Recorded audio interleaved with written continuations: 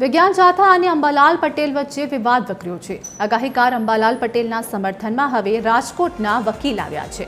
રાજકોટના જાણીતા વકીલ જિગ્નેશ લાખાણીનું અંબાલાલ પટેલને સમર્થન તેમજ હવામાન વિભાગની આગાહી પણ અનેકવાર ખોટી પડે છે તેવું જિગ્નેશ લાખાણીએ કહ્યું હતું।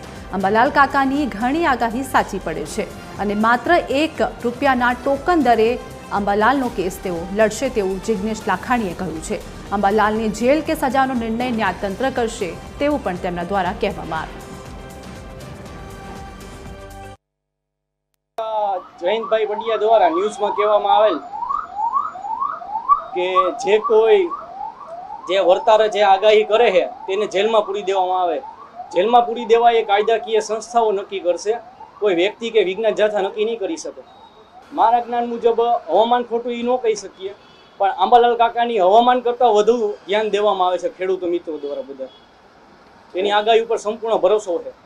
વિજ્ઞાન એ જ્ઞાન છે, પણ IMDની વેબસાઇટ જોઈએ તો એમાં 2017માં કોઈક વ્યક્તિએ RTA કરી છે, તેની 50 થી 60% આગાહી ખોટી થઈ છે।